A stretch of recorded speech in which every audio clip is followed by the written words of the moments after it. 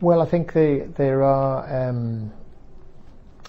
false friends, I think, is the first thing that comes to mind. Words that seem to mean one thing and in fact they mean another. So you have things like words like actually, educated, bookshop, sensible. These words in English seem to be something else in Spanish.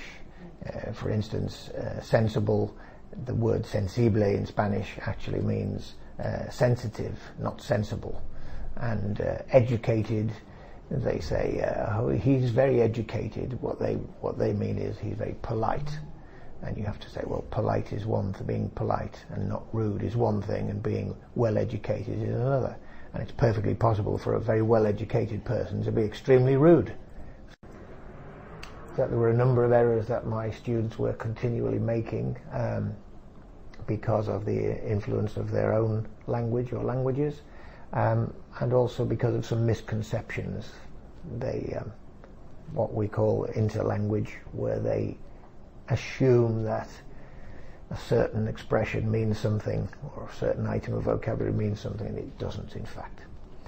And I thought, well, maybe it would be very helpful for them to have a kind of a list or a dictionary where common errors were put in alphabetical order. The reason I decided to do that was because there are some excellent grammar books available, but I think they are very off-putting to the average student.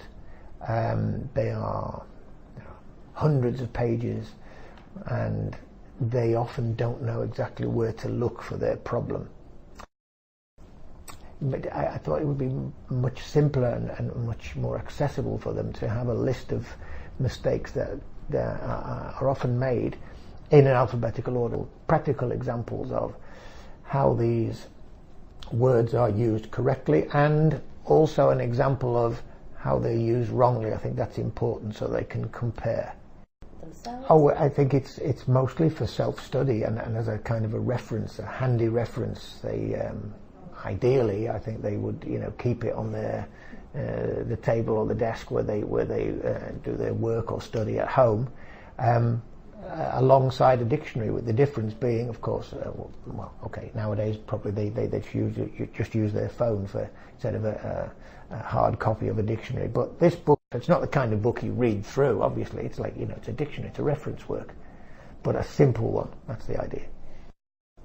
There are many of these errors that are, they're generic, that they will cause problems in any language for speakers of other languages.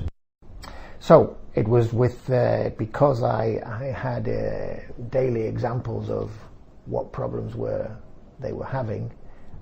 I thought I started building up a compendium of errors, and the idea came to me of putting them in a reference book.